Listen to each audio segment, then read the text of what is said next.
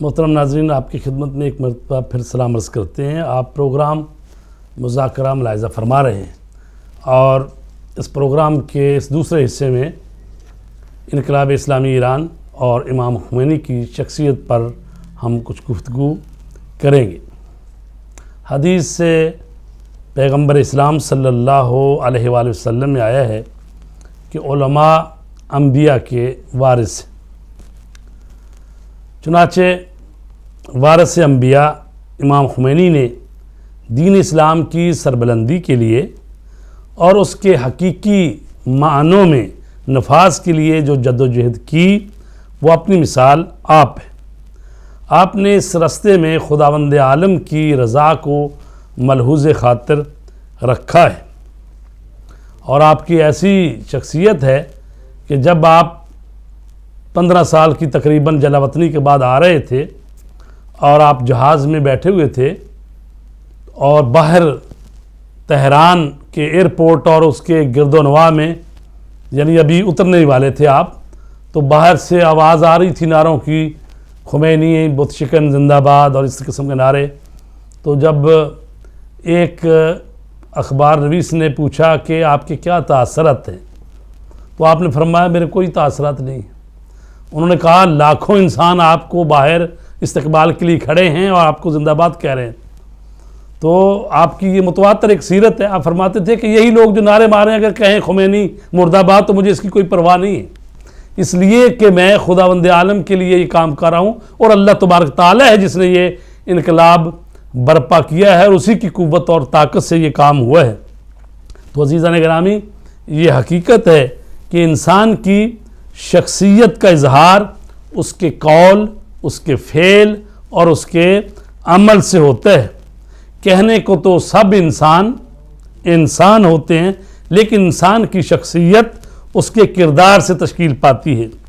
جتنا کردار بلند ہوگا اتنی ہی شخصیت بلند ہوگی، اور یہ کردار انسان کا اپنا فعل ہوتا ہے اور وہ خود اس کا فاعل ہوتا ہے۔ فعل کی عظمت کو دیکھ کر فاعل کی عظمت کا اندازہ لگایا جا سکتا ہے۔ تو آپ دیکھیے کہ یہ انقلاب اسلامی ایران جس کے بانی اور فاؤنڈر امام خمینی کی شخصیت ہے، تو آپ ان کے اس عمل سے، اس کام سے آپ اندازہ لگائیں کہ اس کا فاعل اور وہ اس کو برپا کرنے والا جو اللہ کی طاقت اور توانائی سے اور اپنی ملت کے تعاون سے اس انقلاب کو انہوں نے کامیاب کیا۔ تو اسی لیے رہبر معظم آیت اللہ العظمیٰ سید علی خامنہئی فرماتے ہیں انقلاب بدون نام خمینی ہیچ جائے دنیا شناخت شدہ نیست۔ کہتے ہیں یہ انقلاب جو ہے یہ خمینی کے نام کے بغیر دنیا میں پہچانا نہیں جاتا۔ خمینی کے نام کے بغیر انقلاب اسلام کی پہچان ہی نہیں ہے۔ امام خمینی اور انقلاب اسلامی لازم و ملزوم بن گئے ہیں۔ یہ نہیں ہو سکتا کہ ایک کا نام آئے اور دوسرے کا نام نہ آئے۔ انقلاب اسلامی امام خمینی کے بہت سے کاموں میں سے ایک اہم کام ہے، یعنی ایسا نہیں ہے کہ امام خمینی نے صرف انقلاب ہی برپا کیا ہے اور کوئی کام نہیں کیا، نہیں۔ امام خمینی جو ہیں وہ اپنے وقت کے بہترین جو ہیں وہ شخصیت ہے، ایسی شخصیت جو ہمہ جہت تھی۔ وہ اپنے زمانے کے مجتہد اعظم بھی تھے، مفکر اسلام بھی تھے، عارف کامل بھی تھے، چوٹی کے سیاستدان بھی تھے، شاعر بھی تھے، عارف بھی تھے، ممتاز فلسفی بھی تھے، علم اخلاق کے استاد بھی تھے، ملت اسلامیہ کے رہبر کبیر بھی تھے اور امام انقلاب بھی تھے۔ ان کی شخصیت کے جس پہلو پر غور کریں اس میں وہ رہبر و رہنما نظر آتے ہیں۔ ان کی شخصیت نے دنیا میں عموماً اور عالم اسلام میں خصوصاً اتنے انمٹ نقوش چھوڑے ہیں جن کا احاطہ کرنا اس مختصر سے پروگرام میں ہو ہی نہیں سکتا۔ تو ہم علامہ صاحب سے استفادہ کرتے ہیں قبلہ، آپ انقلاب اسلامی کی جو خصوصیات ہیں اس کے بارے میں آپ فرمائیں۔ بسم اللہ الرحمن الرحیم۔ بہت ہی خوبصورت انداز میں آپ نے آغاز فرمایا ہے۔ میں سمجھتا ہوں کہ سب سے پہلا نقطہ جو بڑا ہی اہم اور قابل توجہ ہے وہ یہ ہے کہ یہ دینی انقلاب ہے۔ جی، امام خمینی کا لایا ہوا انقلاب اور یہ اس زمانے میں آیا ہے جب دین مخالف قوتیں ساری دنیا میں اس انداز سے طاقتور اور بھرپور انداز سے حملہ آور تھیں دین اور معنویت کے اوپر. دین کو افیون کہتے تھے. دین کو افیون کہا جاتا تھا. دین سیاست سے جدا ہے. دین انسان کا انفرادی معاملہ ہے. دین کا سوسائٹی میں کوئی رول نہیں ہے. دین کا کوئی تعلق نہیں ہے. ایک آخرت کے ساتھ چند ایک تعلیمات ہیں اور چند ایک اخلاقی تعلیمات ہیں. نہیں، امام خمینی رضوان اللہ تعالیٰ علیہ نے دین کو ایک علمی، عملی، سیاسی، دینی، دنیاوی حقیقت کے طور پر دنیا کے سامنے اجاگر کیا، اور یہ بات بالکل منصہ شہود پہ واضح ہو گئی کہ دین ایک ایسی قوت محرکہ ہے جو انسانوں کے اندر تبدیلی لے کے آتی ہے، جو انسان کا زمین سے لے کر ملکوت تک اس کا ارتباط قائم کرتی ہے. یہ دین جو ہے اگر سوسائٹی میں آ جائے تو نہ فقط دنیا بہتر ہوتی ہے، حسنت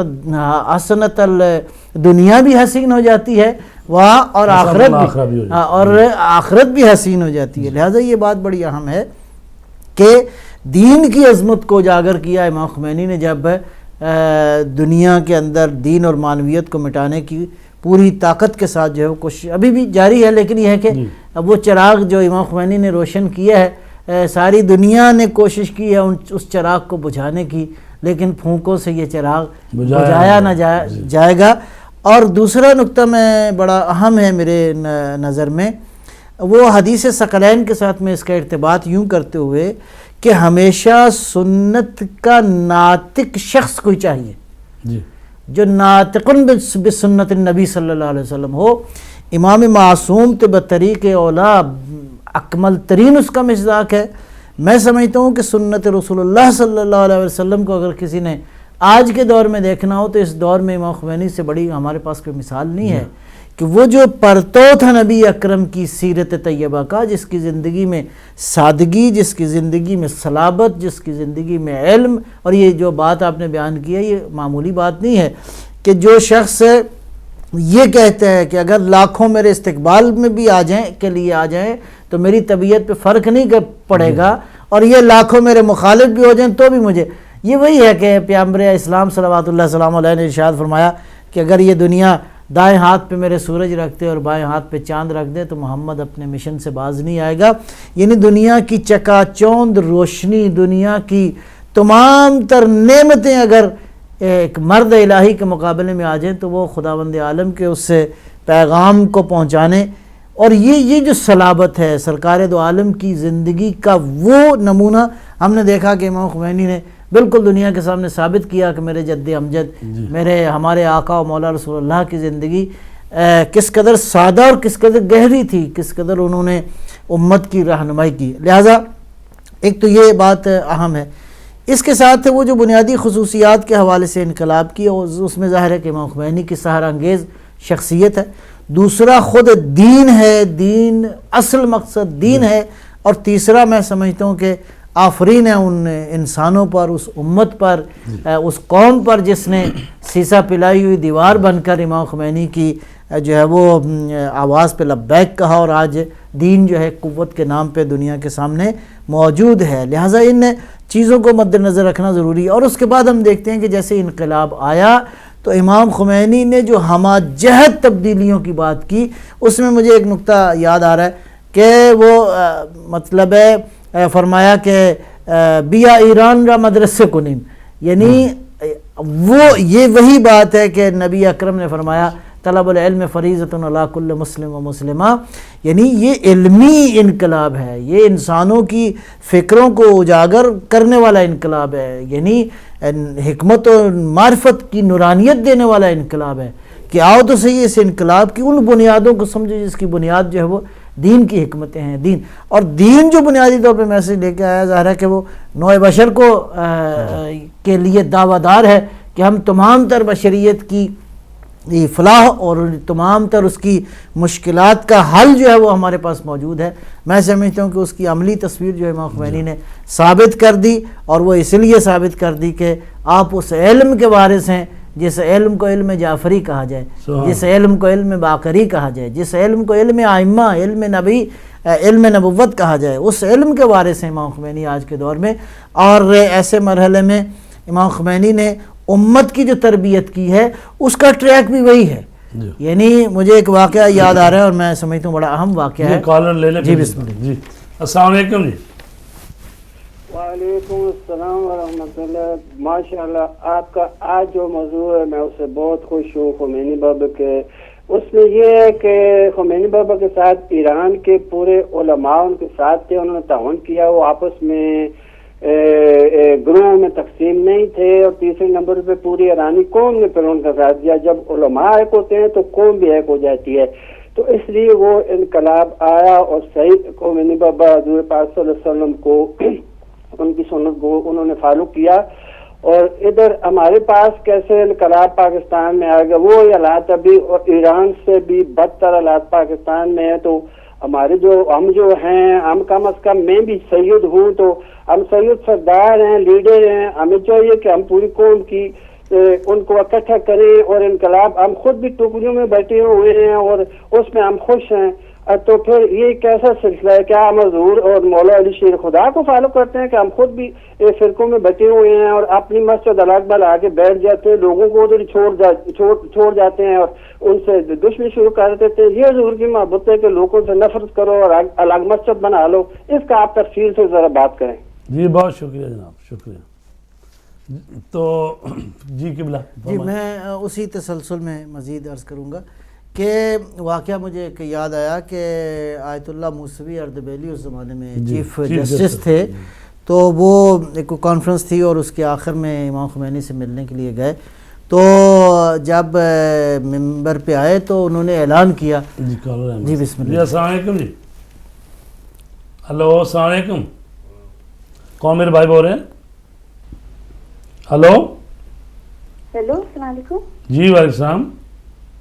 میں مسز زیزی بات کر رہی ہوں. جی فرمائیے. ہاں میں نے کچھ سوالات پوچھنے تھے.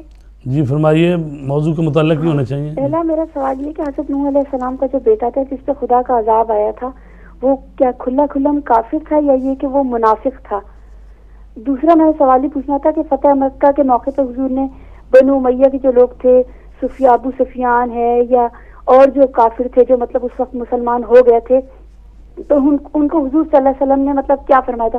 کیونکہ بہت سے لوگ مطلب اس موقع پر کیا مطلب حضور نے ان کو کیا فرمایا تھا, کیونکہ بہت سے لوگ کہتے ہیں کہ جی حضور نے ان کو معاف بھی کر دیا تھا سارے گناہ بھی, اور وہ مطلب جنتی بھی بن گئے تھے. تو اس موقع پہ کیا ہوا تھا؟ جی شکریہ. جی ٹھیک. جی اگلے کالر. جی السلام علیکم. جی ہیلو. السلام علیکم. جی وعلیکم السلام. جی قبلہ علامہ صاحب آپ کی خدمت میں سلام عرض کرتا ہوں. جی وعلیکم السلام. کون میرے بھائی کہاں سے بول رہے ہیں؟ جی وعلیکم. جی میں اوسلو سے بول رہا ہوں, انور. جی انور صاحب. جی شاہ جی ماشاء اللہ. میں سن رہا تھا تو میرا جی چاہا کہ ماشاء اللہ آپ کا موضوع امام خمینی رحمۃ اللہ علیہ کی سیرت کردار پر ہے. جی. اور میرا جی چاہا ان کی شخصیت پر چند اشعار کہوں. جی بسم اللہ. تو میں پیش کرتا ہوں آپ کو. جی فرمائیے. ہزاروں سال کے بعد پیدا ہوتا ہے دنیا میں ایک ایسا امام. ہزاروں سال کے بعد پیدا ہوتا ہے دنیا میں ایک ایسا امام جو دیتا ہے مسلمانوں کو آزادی کا یہ پیغام. کب تک ظلم کی زنجیروں میں جکڑے رہیں گے ہم مسلمان, اور کب تک ظلم کی زنجیروں میں جکڑے رہیں گے ہم یہ مسلمان. ایک ایسی سحر ہوگی ہر زباں پہ ہوگا محمد مصطفیٰ کا نام. اور آخر میں جو ظلم کو دیکھ کر پھر بھی دیتے نہیں حق کا ساتھ. قبلہ جو ظلم کو دیکھ کر پھر بھی دیتے نہیں حق کا ساتھ, ایسے کم ظرفوں پہ پڑتی ہے سارے جہاں کی لعنت.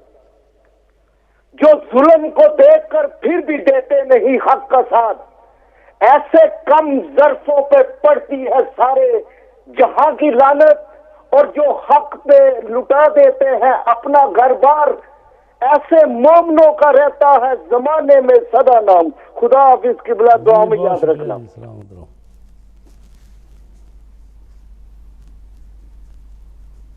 جی السلام علیکم. جی جی السلام علیکم. ہلو جی السلام علیکم. جی وعلیکم السلام. قبلہ یا علی مدد. جی یا علی مدد, کہاں سے بول رہے ہیں؟ جی میں کراچی سے بات کر رہا ہوں. قبلہ ماشاء اللہ موضوع بڑے اچھے ہیں آپ کے آج, نام اور جناب قبلہ و کعبہ کے جو ہے آیت اللہ خمینی کی بات ہو رہی ہے.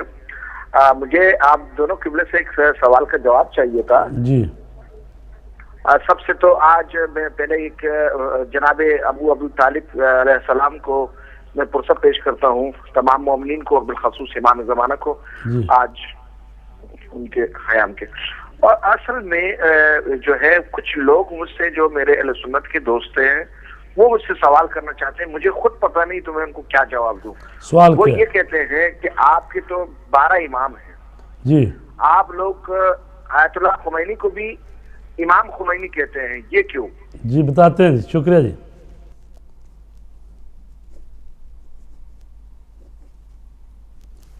جی تو جی قبلہ, امام خمینی نے دین اور سیاست کو یعنی یکجا کیا ہے, کیونکہ یہ سالہ سال کا پروپیگنڈا تھا کہ دین اور چیز ہے اور سیاست اور چیز ہے, اور سیاست جو ہے وہ بری چیز ہے. اور علامہ اقبال نے فرمایا جدا ہو دین سیاست سے تو رہ جاتی ہے چنگیزی. اگر دین کی سرپرستی سیاست کو حاصل نہ ہو تو وہ چنگیزیت ہے, وہ ہلاکو خان والی سیاست ہے, وہ معاویہ والی سیاست ہے, وہ ظالمانہ سیاست ہے. لیکن اگر دین ساتھ ہو تو وہ سیاست محمدی ہے, سیاست علوی ہے, سیاست حسنی حسینی ہے. اور خود زیارت جو ہے جامعہ کبیرہ, اس میں بھی کہا گیا ہے عام اطہار کو کہ السلام علیکم یا ساست العباد, اے بندوں کے امور کی سرپرستی کرنے والوں, نگرانی کرنے والوں, حفاظت کرنے والوں, ان کی امور کی دیکھ بھال کرنے والوں, تم پر سلام ہو. جی السلام علیکم. جی ہلو السلام علیکم. جی وعلیکم السلام. یا علی مدد. یا علی مدد. کون میرے بھائی بول رہے ہیں, کہاں سے؟ جی میں شیخ پورہ سے شہباز حیدر نقوی جی عرض کر رہا ہوں. شیخ پورہ سے شہباز حیدر نقوی صاحب, جی فرمائیے. جی رتی ٹبی سے بات کر رہا ہوں. رتی ٹبی ایک قصبہ ہے شیخ پورے کا. جی اچھا جی ماشاءاللہ جی, پھر تو ہمارا ہی قصبہ ہوا کہ جی. بات یہ جو آپ کا پروگرام ہے ماشاءاللہ چشم بدور بہت خوبصورت ہے اور بہت اچھا ہے. جی اس سے ہمیں بہت زیادہ معلومات بھی مل رہی ہیں اور جو عقیدے ہیں بہت زیادہ سنور رہے ہیں. جی ماشاءاللہ جی. میں عقیدوں کو سنوارنے میں جو آپ کردار کر رہے ہیں اس کو بھی سلام, آپ کی عظمت کو بھی سلام, آپ کے چینل کو بھی سلام. جی بہت شکریہ جی. مولا آپ کی زندگی دراز فرمائے. آپ اسی طرح دین کی اور امام معصومین علیہ السلام کی عظمت کے لیے خدمت کرتے رہیں, عمل کرتے رہیں. بہت مہربانی ہے جی, بہت شکریہ. سلامت رہیں علی مولا مدد. تو ہم بات کر رہے تھے اگر سب کے جی ایک اور آخری کالر لے لیتے ہیں. جی السلام علیکم. جی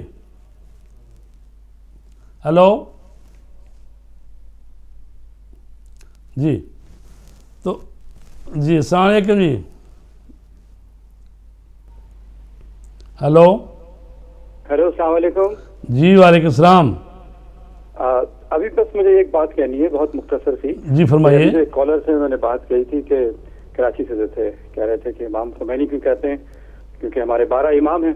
ہاں جی. تو میں یہ سمجھتا ہوں یہ ٹرم جب یوز کریں تو ہمارے سارے ہی فقہ اور عالم دین جتنے بھی جب بات کرتے تھے امام ہی کو کہتے ہیں ان کو کیا امام خمینی. لیکن میں یہ سمجھتا ہوں کہ بہتر یہ ہے کہ کیونکہ اتنے سارے لوگ سننے والے ہوتے ہیں دنیا میں اس چینل کو, تو نائب امام جو ہے وہ زیادہ بہتر رہے گا. آپ کا اسم گرامی کیا ہے؟ تو اس سے جی آپ کا نام کیا ہے؟ میرا نام کمال حیدر, سید کمال حیدر. کہاں سے بول رہے ہیں؟ یہاں سے بات کر رہا ہوں, لوٹن سے بات کر رہا ہوں. لیوٹر سے بات کر رہے ہیں. ٹھیک ہے جناب, آپ کی رائے کا احترام ہے, ہمیں کرتے ہیں بات. شکریہ جی. تو عزیزان گرامی بات ہو رہی تھی جی, آخری کالر دے دیں. السلام علیکم. جی ہلو. ہلو السلام علیکم. جی وعلیکم السلام. ایک معمولی کویشچن پوچھنا تھا جی فرمائیے. آپ سے کہ جب ہمارے امام مہدی علیہ السلام آئیں گے وہ کون سے فقہ پہ ہوں گے؟ یعنی کہ فقہ حنفی، جعفری، مالکی، حنبلی جو بھی ہیں کون سے فقہ ہوں گے؟ جی بہت شکریہ جی، بتاتے ہیں جی، فرمائیے تھوڑا۔ شکریہ جناب۔ تو بات ہو رہی تھی سیاست کی اور دین کی، تو جو لوگ یہ باتیں کرتے ہیں کہ سیاست اور چیز ہے دین اور چیز ہے، تو اس کا مطلب ہے انہوں نے اسلام کی الف بے بھی نہیں پڑھی۔ رسول پاک صلی اللہ علیہ وآلہ وسلم جب مدینہ میں آئے ہیں تو آپ نے مدینہ میں آ کر سب سے پہلے حکومت اسلامی وہاں پر قائم کی ہے۔ آپ نے یہودیوں سے اور دوسرے قبائل سے معاہدے کیے، میثاق جو مدینہ ہے، اور اس کی بنیاد پر آپ نے وہاں پر حکومت قائم کی، اور پھر اسی حکومت کے مسئلے پر ہی تو جو امت ڈیوائیڈ ہوئی ہے۔ پہلے سب سے مسئلہ تو یہی ہے، باقی جو دین کے مسائل وہ تو آہستہ آہستہ پھر چونکہ جو اصل دین کے وارث تھے اہل بیت ان سے نہیں لیا گیا، تو باقی مسائل بعد میں پیدا ہوتے گئے۔ سب سے پہلا مسئلہ جو ہے وہ رسول پاک کی رحلت کے فوراً بعد ان کی جانشینی کا اور خلافت کا، اور رسول پاک کی حکومت کے بعد کون حکومت کر سکتا ہے، مسئلہ اصل تو یہی تھا۔ اور اسی طرح امام علی علیہ السلام نے 4 سال 9 مہینے اور 5 دن حکومت کی ہے، تو اس کے بعد امام حسن نے 6 مہینے حکومت کی ہے۔ تو اگر حکومت اور سیاست درمیان میں نہ ہو تو پھر تو اس کا مطلب یہ ہے کہ دین خدا جو ہے وہ اللہ کی زمین پر نافذ ہو ہی نہیں سکتا۔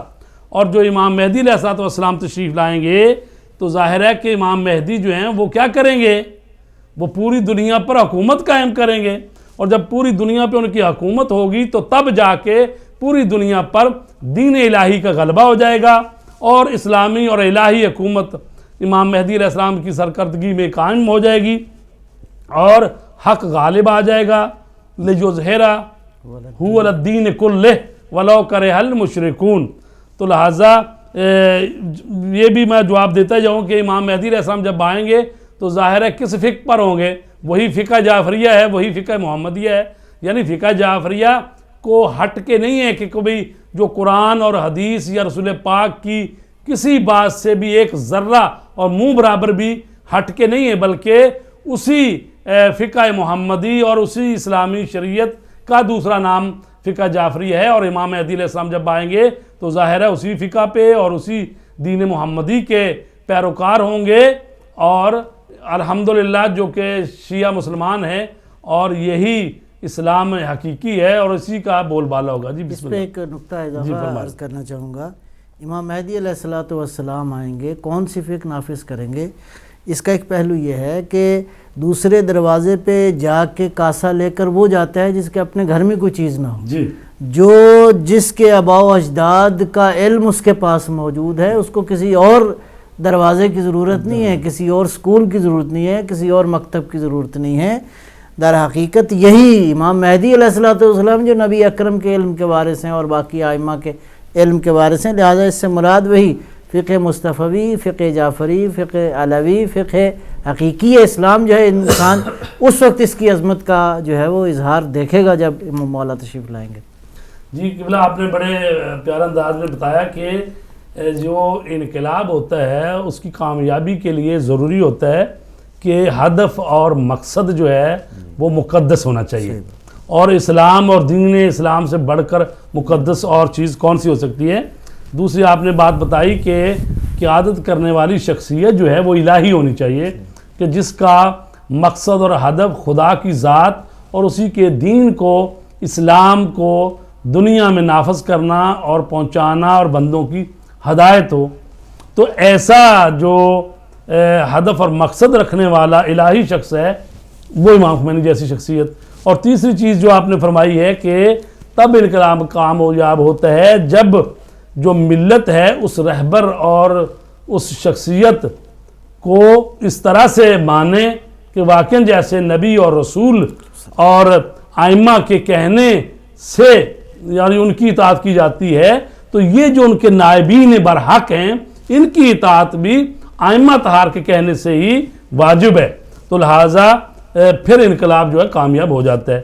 تو ہمارے پاس وقت بھی یعنی تھوڑا ہے، تو ہم یہ سوالوں کے جواب دے لیتے ہیں، اس باقی وقت بچے گا تو انشاءاللہ باقی باتیں کر لیں گے۔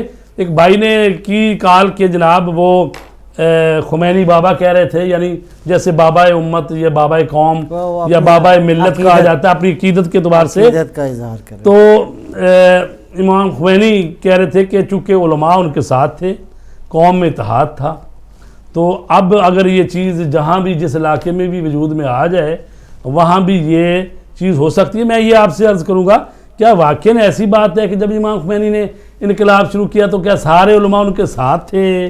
کیا کوئی کسی نے مخالفت نے کی؟ یا کیا اس وقت بھی کوئی اجتہاد اور مجتہد کے روپ میں بھی بعض لوگ ایسے تھے جو کہ حکومتوں کے حامی تھے اور امام خمینی کے خلاف تھے؟ کیا اتنا سادہ اور سہل آسان راستہ ہے کہ ادھر الہی شخصیت نے کوئی بات کی تو سارے متحد ہو گئے، یا یہ کوئی 14-15 سال کا جلا وطنی اور 60,000 انسانوں کی قربانی اور قوم کا وہ سارا ذرا بتا دیں؟ میں عرض کروں گا جی کہ اس وقت بھی ایسا نہیں تھا، ابھی بھی ایسا نہیں جی، کہ اصل جو مجھے سمجھ میں آتا ہے اس انقلاب کو دیکھتے ہوئے وہ یہ ہے کہ امام خمینی نے اپنے اس الہی ارادے کی بنیاد پہ ایک کام کو شروع کیا، اور بلکہ یہ جملہ بھی امام خمینی سے منقول ہے کہ ہم انقلاب اس لیے نہیں لائے تھے کہ ہمیں کوئی کامیابی ہو، ایک الہی شرعی ذمہ داری تھی، ہم نے ادا کی ہے، اگلا معاملہ خدا بند عالم جانے. کامیابی دینا اللہ کا کام ہے، اللہ کا کام ہے، ہمارا کام ہے اپنی ڈیوٹی اور وظیفے پر عمل کریں. ہاں اپنی اس شرعی وہ ہم نے کر دیا، وہ ہم نے کر دیا. میں یہ سمجھتا ہوں دیکھیں کہ امام خمینی رضوان اللہ تعالیٰ علیہ کی جو شخصیت ہے، انہوں نے اس کام کو جب شروع کیا تو کچھ اپنے شاگردوں کی تربیت فرمائی، اور جن کی تعداد تقریباً 100 کے قریب ہے، جس میں شہید مطہری جیسی شخصیات، جس میں آیت اللہ خامنئی جیسی شخصیات، اور بہت ایک بڑی تعداد ہے جو خود اپنے علاقوں اور علاقوں کے اندر جن کا ایک بہت بڑا قد کاٹ تھا، یہ وہ لوگ تھے جو امام خمینی کے ساتھ بالکل ید واحد ہو کر، یعنی جس طرح ہم کہتے ہیں نا کہ بھی امام زمانہ آئیں گے تو ان کے ساتھ 313 کی ٹیم ہوگی، تو امام خمینی نے بھی ان 14-15 سال میں انقلاب میں ایسے ان کے شاگرد اور ایسے یعنی سینکڑوں علماء کرام تھے جو ان کے شاگردوں کی شکل میں، اور خود بھی بعد میں وہ اجتہاد کے درجے پر پہنچے، وہ ساتھ تھے، وہ ساتھ تھے. یعنی اس کی وجہ سے پھر اس کے بعد 15 سال کم از کم آپ کہہ لیں کہ جو جلا وطنی کا زمانہ ہے، وہ ملت کے ایک بہت بڑے طبقے کو، اب اس انقلاب پہ ایک تبصرہ یہ بھی ہے کہ اس انقلاب کو بعض لوگوں نے لکھا کہ یہ 61 کا انقلاب ہے. یعنی 61 کا انقلاب یہ ہے کہ امام خمینی رضوان اللہ تعالیٰ علیہ 61 میں اپنا میسیج بھرتے تھے، اور یہی جو امام خمینی کے عاشق تھے، پروانے تھے، وہی امت، وہ 6-7 گھنٹے میں پورے ملک میں پورے ملک میں جو ہے وہ سلسلہ پہنچاتے تھے. اور یہ امام خمینی کے شاگرد تھے، اور اس کے بعد ان شاگردوں کے جو آگے جو جس نسل کو انہوں نے، وہ نسل جو امام خمینی نے کہا تھا کہ ماؤں کی گود میں ہے، اس کی تربیت کی امام نے، وہ چند ہزار ہو سکتے ہیں. تو ان کے ذریعے آہستہ آہستہ آہستہ، اور ہوتا بھی یہ نہیں ہے کہ 100% جیسے ہی آپ نے نبی اکرم صلی اللہ علیہ وسلم کی مثال موجود ہے، باقی انبیاء کی مثال موجود ہے، کہ یہ نہیں ہوتا کہ ادھر آپ نے ایک شمع روشن کی اور باقی سب آگئے اس کے گردا گرد. نہیں، ہوتا یہ ہے کہ آہستہ آہستہ آہستہ کچھ لوگ لے کے شمع کو اس کی حفاظت کرتے ہیں، اس کی حفاظت میں پھر قربانیاں دیتے ہیں، اور وہ سلسلہ آگے چلتا ہے. اس میں کوئی شک نہیں ہے کہ امام خمینی جس طرح اپنے ہدف پہ ان کو یقین تھا، ان کے شاگردوں کو بھی اتنا ہی یقین تھا. میں اس کی مثال پھر دوں گا. سرکار دو عالم صلی اللہ علیہ وسلم نے جب اعلان نبوت فرمایا تو 2 افراد تھے، جناب خدیجہ سلام اللہ علیہا اور امیر المومنین علی ابن ابی طالب. یعنی محسوس یہ ہوتا ہے کہ جتنا ایمان اپنے ہدف پہ پیغمبر کو تھا، ان ساتھیوں کو بھی اتنا ایمان تھا کہ پیغمبر کی نبوت کا میسج جو ہے وہ ایک دن پوری دنیا میں پھیلے گا، اور اسی ایمان کے ساتھ انہوں نے پیغمبر کا ساتھ دیا. اور جہاں آج نبی اکرم کا اس میں گرامی جو ہے وہ دنیا یاد کرتی ہے، اور اسی طرح جناب خدیجہ اور جناب امیر المومنین کی قربانیاں بھی تاریخ میں یقیناً انمٹ نقوش کی طرح باقی اور باقی رہے گا. لہٰذا یہ ہے کہ اس وقت بھی مخالفین تھے، حتیٰ علماء کی بھی ایک جماعت تھی، بلکہ ابھی تک بھی. لیکن یہ ہے کہ رواداری کا تقاضا یہ ہے کہ آپ ان کی بات بھی سنیں، یعنی ان کے وجود کو نفی نہیں کیا، لیکن آپ اپنے مشن میں، اپنے ہدف میں، اپنے ایمان بلا ہدف میں اتنے مضبوط ہوں کہ خداوند عالم آپ کی جو ہے وہ تائید فرماتا جائے، اور آج جو ہے یہ چراغ الحمدللہ ایک نورانی چراغ کی حیثیت سے امام خمینی کا انقلاب در حقیقت وہی اسلامی انقلاب ہے، دینی انقلاب ہے جو جگمگا رہا ہے اور دنیا کو یہ میسیج دے رہا ہے کہ لیکن یہ ان مشکلات پہلے زیادہ تھیں، آہستہ آہستہ جب اسلامی حکومت اب قائم ہو گئی تو اب مخالفتیں بھی کم ہو گئی ہیں، لہٰذا وہ لوگ جو جن کے لیے ہدف واضح ہے. یہاں پر بڑے خوبصورت بات مجھے یاد آ گئی، ابھی چند دنوں کی بات ہے کہ اب جو رہبر انقلاب ہیں حضرت آیت اللہ سید علی خامنہئی، وہ کہتے ہیں کہ انقلاب کی حالت مکے والی حالت نہیں ہے، اب ہمارے انقلاب کی حالت مکے والی حالت نہیں ہے بلکہ بدر و خیبر والی حالت ہے. یعنی ہماری حالت جو ہے بدر اور خیبر والی ہے. اس وقت بھی خیبر کے یہودیوں کو پتہ تھا کہ مولا علی علیہ السلام ساتھ رسول پاک کے، تو اب اسی کا فرزند علی جو ہے یہ کہہ رہا ہے کہ اب ہماری حالت جو ہے خیبر والی ہے.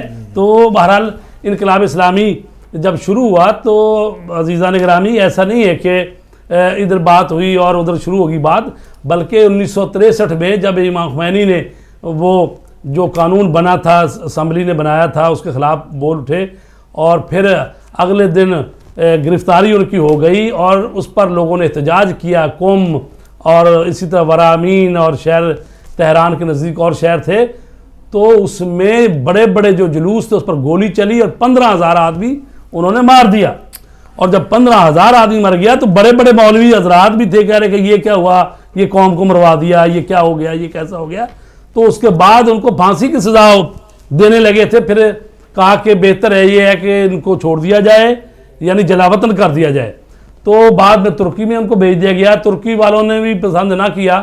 کچھ مہینوں کے بعد وہ عراق چلے گئے، 14 سال عراق میں رہے، وہاں صدام نے بھی ان کو نکالا، پھر وہ فرانس چلے گئے. کوئی مسلمان ملک ان کو راہ نہیں دے رہا تھا آنے کے لیے، تو لہٰذا یہ 15 سال وہاں رہے. تو یہ ایک علیحدہ بات ہے کہ جب کوئی چیز کامیاب ہو جاتی ہے تو پھر سارے ہی ساتھ ہو جاتے ہیں، تو جب تحریک کامیاب ہو جاتی ہے باقی بھی ساتھ ہو جاتے ہیں. وَإِلَّا ایسا نہیں ہے بھائی میرے جو کہہ رہے ہیں کہ نہیں جناب ہمیشہ سارے ایک ہی ہوتے ہیں. سارے تو صحابہ کرام بھی ایک نہیں تھے رہے رسول پاک کے بعد. آپ توقع رکھتے ہیں کہ سارے کے سارے علماء کرام جو ہے بالکل ذرہ برابر، یہ ویسے بھی نہیں ہو سکتا. ہر ایک کا بعض دفعہ طریقہ کار اس میں رہتی ہے گنجائش اختلاف کی. تو لہٰذا بہرحال بات وہی بنتی ہے، اتحاد میں بہت برکت ہے، وحدت میں. ظاہر ہے کہ جب ایک قوم میں اتحاد ہو، ظاہر ہے 100% نہ بھی ہو، 70-80% بھی اتحاد ہو جائے تو تب بھی وہ انقلاب جو کامیاب ہو جاتے ہیں. تو ہماری ایک بہن نے سوال کیا تھا کہ حضرت نوح کا بیٹا کھلم کھلا کافر تھا یا منافق تھا. تو عرض یہ ہے کہ وہ کھلم کھلا ہی کافر ہو گیا تھا. اگر منافق ہوتا تو وہ بھی چپ کر کے آ کے کشتی میں بیٹھ جاتا کہ چلو بعد میں دیکھیں گے کیا ہے، اب تو جان بچاؤ. چونکہ وہ کھلم کھلا کافر ہی ہو گیا تھا تو اس لیے کوشش تو اس نے کی، کہا کہ جی مجھے یہ پہاڑ بچا لے گا. اور آپ نے فرمایا، حضرت نوح علیہ السلام نے، آج نہیں بچنے والی بات، کشتی میں آؤ گے تو بچو گے. لہٰذا پانی کا تیز ریلا آیا اور وہ بہہ گیا. اور دوسری بات جو آپ نے کی ہے کہ فتح مکہ کے موقع پر ہونے والے جو مسلمان تھے، حضور نے ان کے متعلق کیا فرمایا، کیا ان کے سب گناہ معاف کر دیے؟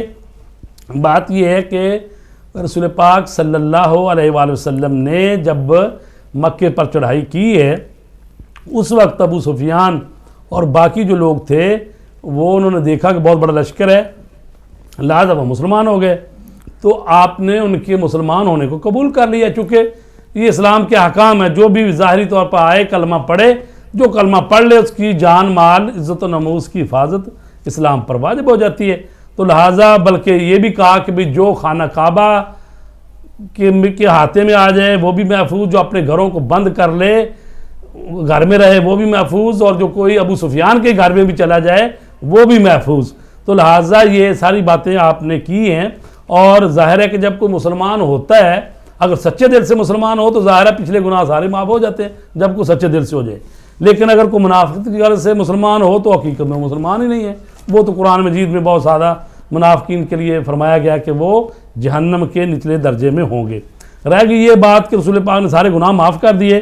یہ آپ کو بتاؤں کہ یہ فقہ اسلامی یا قانون میں گناہ معاف اللہ کرتا ہے.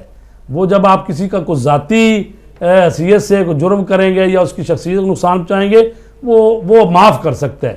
لیکن جو گناہ کیے ہوتے ہیں اس گناہوں کو اللہ تبارک تعالیٰ ہی معاف کرتا ہے۔ تو اگر صاحب اگلا جو سوال کیا گیا ہے اس پر آپ بھی تبصرہ کریں گے، میں بھی کروں گا۔ وہ یہ ہے کہ پہلے میں ہی کر لیتا ہوں کہ کراچی سے ہمارے بھائی نے کہا کہ سنی حضرات یہ سوال کرتے ہیں کہ تم لوگ تو کہتے ہو 12 امام ہیں اور پھر امام خمینی کو بھی امام کہتے ہو، اس کی کیا وجہ ہے؟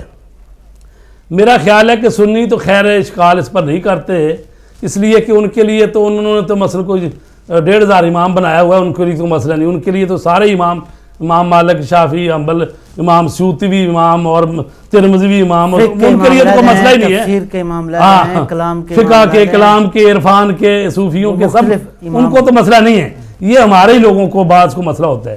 اب مسئلہ یہ ہے کہ ہم پاکستان میں بیٹھے جس سرزمین سے آپ بات کر رہے ہیں وہاں کس کا مقبرہ ہے؟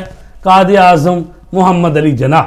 جب قائد اعظم کو آپ فارسی میں یا عربی میں لے جائیں گے تو اس کا ترجمہ بنے گا امام اعظم، تو قائد اعظم کو تو امام اعظم قائد اعظم آپ کہہ رہے ہیں، کوئی کسی کو اعتراض نہیں ہے، ٹھیک ہے جی۔ تو قائد اعظم جب کا مطلب ہے عربی میں لے جائیں امام اعظم، چونکہ امام خمینی نے جس انقلاب کی قیادت کی ہے، جب قیادت کی ہے تو اس انقلاب کے وہ رہبر تھے، بانی تھے، تو جو رہبر ہوتا ہے یا فاؤنڈر ہوتا ہے، رہبر ہوتا ہے، قائد ہوتا ہے، عربی فارسی میں، عربی میں خصوصاً اس کو امام کہتے ہیں۔ تو یہ ہم کسی بھی شیعہ کا یہ عقیدہ نہیں ہے کہ کوئی امام خمینی کو معصوم امام ہے۔ امام معصوم صرف 12 ہیں اور وہی ہیں، یہ نائب امام ہیں، بالکل صحیح آپ نے کہا نائب امام ہے، لیکن نائب امام امام کی حیثیت ان کے جانشینی کی وجہ سے نائب ہے، لیکن یہ جب ہم کہتے ہیں کہ اس انقلاب کی قیادت کرنے والا کون ہے، کس نے لیڈ کیا، تو اس حساب سے کہا جائے تو قائد اعظم کا ہی ترجمہ ہے، اب حالانکہ وہ امام ہی کہتے، امام اعظم تو نہیں کہتے، تو لہٰذا اس میں کوئی حرج نہیں ہے، یہ اس حساب سے کہا جاتا ہے، ٹھیک ہے۔ تو جی اب آپ کا تبصرہ ہے، ہمارے ایک اور تھے لیوٹن صاحب سے، انہوں نے کہا تھا نائب امام کہنا چاہیے، نائب امام تو ہم کہہ ہی رہے ہیں، وہ تو ہے۔ میں یہ عرض کروں گا کہ قرآن کریم میں فرعون کو بھی امام کہا گیا، تو اس اعتبار سے ظاہر ہے جی وہ تو کفر کے امام ہے، بات ہو رہی ہے حق کے امام ہیں، وہ حق کے امام معصوم 14۔ میں وہی عرض کر رہا ہوں کہ دیکھیں دینی طور پہ امام 3 ہیں، ہاں جی، ایک امام معصوم ہے، ایک امام عادل ہے، ایک امام ظالم ہے، صحیح، ٹھیک ہے نا جی۔ ایک ظالم ہے یا امام کافر ہے آپ یوں کہیں، امام بے معنی قائد ہے، امام بے معنی لیڈر ہے۔ جو امام معصوم اور عصمت کے درجے پہ فائز ہیں وہ فقط وہی 12 ہیں، 12 امام، یعنی اس کے علاوہ ہم کسی کو امام معصوم نہیں کہتے، باقی لیڈر ہیں، باقی امام ہیں، یا امام عادل، امام خمینی جو ہے امام عادل کے اس زمرے میں آتے ہیں کہ اسلامی ریاست کا جو ہیڈ ہو، جو ناظر ہو، دینی اور شرعی طور پر ایک ایسا شخص ہونا چاہیے جس میں عدالت کی خصوصیات موجود ہوں اور باقی خصوصیات بھی، لیکن ایک عادل اور عالم بالکتاب والسنہ شخص، گورنر کو جیسے ولی امر کہتے ہیں، جی جی جی، جس علاقے کا کو والی اور اس کو ولی امر کہتے ہیں، تو ولی امر، یہ امام، یہ تو یہ اصطلاحات یہ درجہ بدرجہ ہیں، یہ پہنی امام معصوم کے درجے پہ فقط بھی 12 امام ہیں جو نبی اکرم صلی اللہ علیہ وسلم کے جانشین ہیں، اور اس کے علاوہ اس ہمیں کوئی دینی اور شرعی طور پہ، عقیدے کے طور پہ ہمارے ہاں اس کے علاوہ کوئی اور امام نہیں ہے۔ ہاں اس کے بعد امام عادل وہی ہے کہ جس کی امام معصوم تائید کرے اس کو ہم امام عادل کہتے ہیں، باقی سب امام عادل نہیں ہیں، بلکہ کوئی امام ظالم ہے، کوئی امام کافر ہے۔ تو الحمدللہ یہ جو انقلاب اسلام کے بانی حضرت امام خمینی ہیں، انہوں نے ایسا انقلاب برپا کیا ہے کہ جس کی کرنیں جو ہیں وہ پوری دنیا کو روشن کر رہی ہیں، اور آپ اندازہ نہیں لگا سکتے کہ کتنا اس کا اثر ہوا ہے۔ آج سے یعنی انقلاب اسلامی جو ہے 11 فروری 1979 میں کامیاب ہوا ہے، تو ابھی اس کو تقریباً 34 سال ہی ہوئے ہیں جی۔ تو یہ انقلاب جو ہے 34 سال سے پہلے کا فقہ جعفریہ اور ان کے ماننے والوں کی حالت آپ دیکھ لیں، اور اب یہ 34 سال والے بعد والے کی دیکھ لیں، کتابوں کے اندازہ سے آپ دیکھیں تو ان 34 سالوں میں جو علمی، فقہی، عرفانی، فلسفی کتابیں تھیں، اگر وہ وہاں پر اگر مثلا پہلے اگر 1000 تھی، مثال کے طور پر کہہ رہا ہوں، پہلے اگر 1000 تھی تو اب ہو سکتا 50,000 سے بھی بڑھ گئی ہو. ملینز کی جی بات ہے. میں مطلب مثال دے رہا ہوں, یعنی 1 اور 50 کا ہو گیا. پہلے لوگ سمجھتے تھے کہ جناب جب اسلام کی بات کرتے ہیں تو صرف سنی مسلمانوں کو کہتے تھے اسلام, یعنی یہ سنی مسلمان.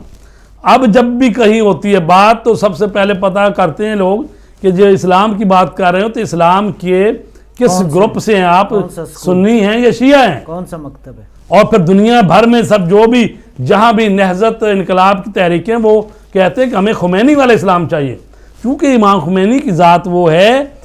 ویسے تو کہا گیا ہے کہ آل محمد کے ساتھ کسی کو قیاس کیا ہی نہیں جا سکتا, چونکہ وہ کہاں معصوم اور کہاں غیر معصوم سوال ہی نہیں پیدا ہوتا.